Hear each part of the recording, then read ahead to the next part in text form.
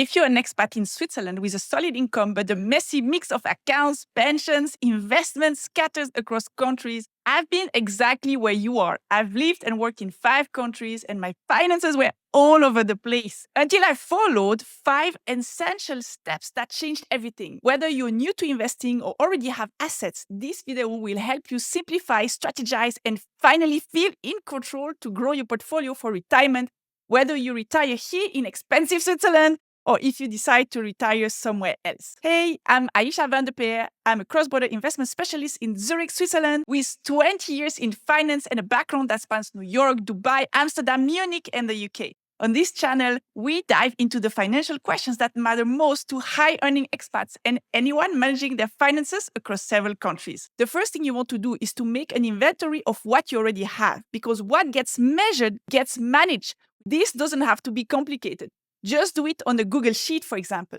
I do it in Excel because I'm a bit old school and I worked for investment firms for so many years that I can't live without Excel. And trust me, if I had done this exercise when I was younger, it would have been quite straightforward with just a few entries. But as life took me across countries, continents, jobs, marriage, and the likes, over time, what started as a simple financial setup evolved into a very complex mix of accounts in different currencies, in different banks, in different countries. 3A pillar, vested benefits, pension, assets, properties, investment accounts with several providers and more. And just like I did, you need to list them all up so that you can get an overview of what you have and where you stand. The next thing you want to do is to review your situation. For me, it looks like this. I'm a Swiss citizen and I've worked in 4 countries, including the US, the UAE, the Netherlands, and Germany. And by now, I no longer have accounts and investments abroad, but this may still be your case. So consider your constellation of countries and what you have in each of them. Maybe you live here in Switzerland, but you are from another country.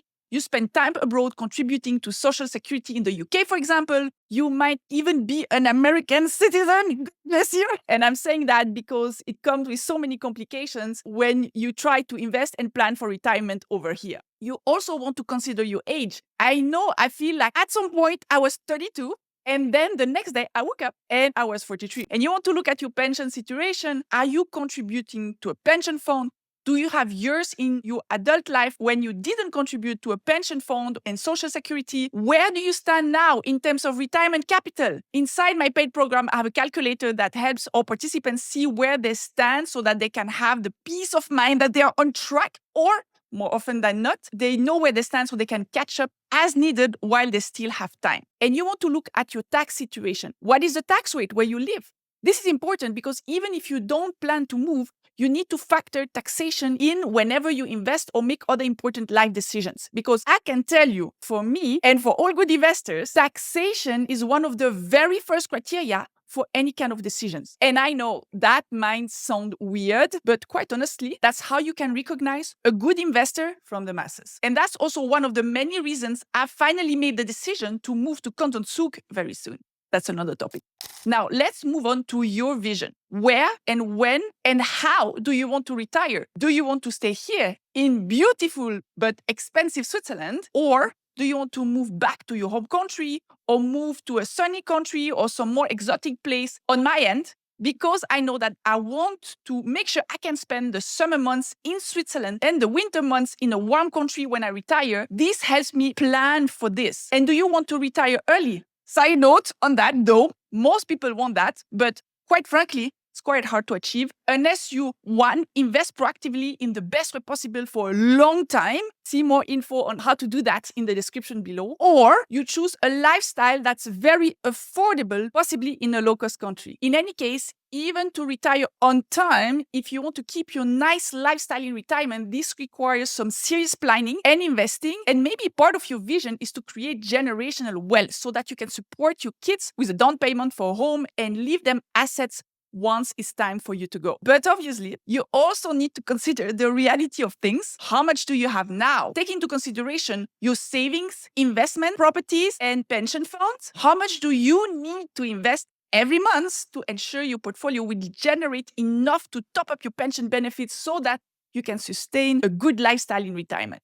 Another aspect is that you need to see what are your preferences. For example, you might like the idea of investing in property, But do you have the time to manage tenants, repairs, and the administrative work that goes along with it? Because I will tell you, even if I spent years working in real estate private equity investments around the world, up until recently, I was so time constrained as a full-time working widowed mother of two that I couldn't envision investing in a property other than my home. Now that my kids are a bit older, I've made my first rental property investment. And this is why most of my portfolio is passive, mostly in the stock market and in crypto. So this is why you need to consider what you like and what is possible for you at this stage in your life. Now, let's move on to the next step, which is when you do your research about investment types and products, because one of the rule of thumbs is never invest in something you don't understand. This is why you want to learn more about investing in shares of companies, also called equity, in bonds, in gold, in commodities, and even real estate and crypto, possibly venture capital and the likes if that fits your persona. Then you also want to find out more about the rules that apply to you as a resident in Switzerland or wherever you live or might move to. Things like what are you allowed and not allowed to invest in? Because some investments are not available to European residents, for example, like US domiciled funds and ETFs, while some other investments are only available to people who have at least 500,000 to 1 million in assets, depending on where you live. You also want to understand what each kind of investment mean for your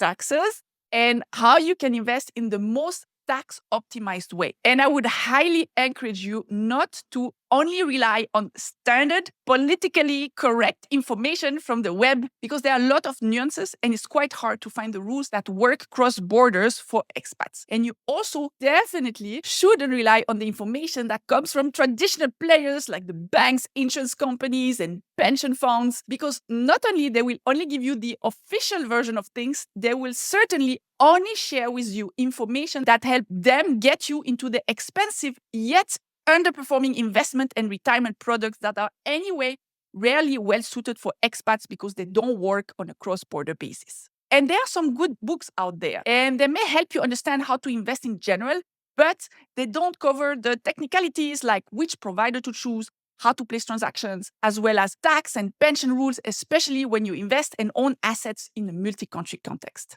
So all of that to say that getting the best information possible, especially when your situation includes several countries, is challenging. I did it and it took me years of learning and lots of trial and error, mind you. I for sure made a few mistakes along the way, which is why I now help other people figure it out. So make sure to subscribe to this channel if you want to learn more. Once you've done your research, you need to take the plunge and implement. And here are a few best practices that I've learned the hard way, and I highly recommend that you stick to. First, you want to diversify, and that means diversifying across types of investments, regions, number of companies. You also should diversify over time, which means that once you've invested the money you have now, then you should invest gradually over time as the money comes in rather than waiting to have a big amount to invest. By the way, if you're not sure how to diversify across regions, given your expat profile, make sure to sign up for my free masterclass about how to invest as an expat in Switzerland, because in there, I explain exactly how to do it. Something I learned the hard way is to keep things simple. And believe me, this is really hard because if you're a new investor, it's very likely that you feel that investing well means a very elaborate and complex portfolio. And this is completely the opposite of the truth. And if you're an experienced investor, then it's tempting to want to try new things and add to your portfolio instead of sticking to something clear and simple. And truth be told, I'm a recovering complex portfolio investor. Nowadays, I really want simplification, even if I still get tempted to invest in all kinds of things all the time. Another key success principle is to invest systematically, or better yet, automatically. This is because not only it allows you to invest effortlessly, constantly to grow your portfolio over time, this is also the way you remove a lot of emotional aspects of investing, because if you always have to place transactions manually, then it's likely that you will try to wait for the right moment. And although this sounds like a good idea, in reality, that's how you mess up your portfolio. The best is to invest systematically and as soon as you have the money to invest. And now, let's move on to my ultimate investment tip for you, which is implement imperfectly.